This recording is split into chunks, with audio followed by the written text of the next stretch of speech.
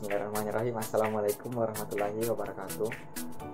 Perkenalkan, nama saya Renaldi Anggara, mahasiswa program studi Pendidikan Bahasa dan Sastra Indonesia, Fakultas Bahasa dan Sastra Universitas Negeri Makassar. Baik, di sini saya akan menjelaskan materi tentang masalah-masalah belajar. Video ini dibuat untuk memenuhi tugas akhir mata kuliah belajar dan pembelajaran. Baik, pertama adalah pengertian kesulitan belajar. Kesulitan belajar merupakan suatu kondisi di mana peserta didik tidak dapat belajar dengan baik disebabkan karena adanya gangguan baik berasal dari faktor internal siswa maupun eksternal siswa. Faktor-faktor ini menyebabkan siswa tidak mampu berkembang sesuai dengan kapasitasnya.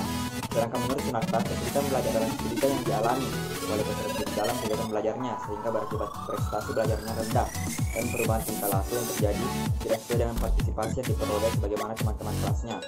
Berdasarkan pendapat di atas, dapat dipahami bahwa kesulitan belajar adalah suatu keadaan dalam proses belajar mengajar di mana peserta didik tidak dapat belajar sebagaimana mestinya. Itu adalah karakteristik belajar peserta didik. Dalam bukunya Sardiman 2011 halaman 120 menyebutkan bahwa terdapat 3 macam hal karakteristik atau keadaan yang ada pada siswa yang perlu diperhatikan guru, yaitu yang pertama, karakteristik atau keadaan yang berkenaan dengan kemampuan awal siswa. Misalnya adalah kemampuan intelektual, kemampuan berpikir, dan lain-lain.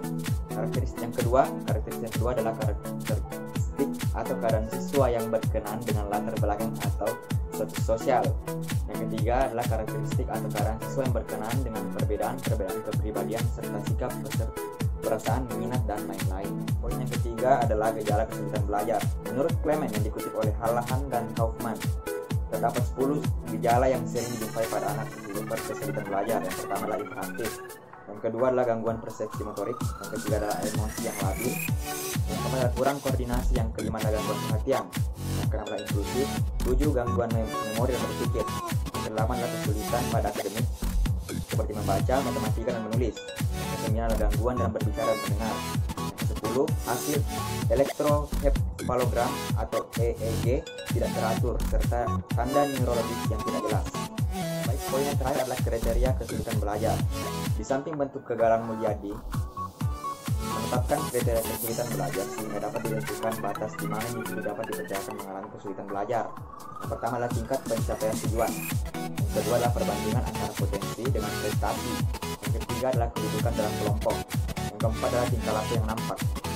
Itulah tadi sedikit penjelasan materi tentang masalah-masalah belajar.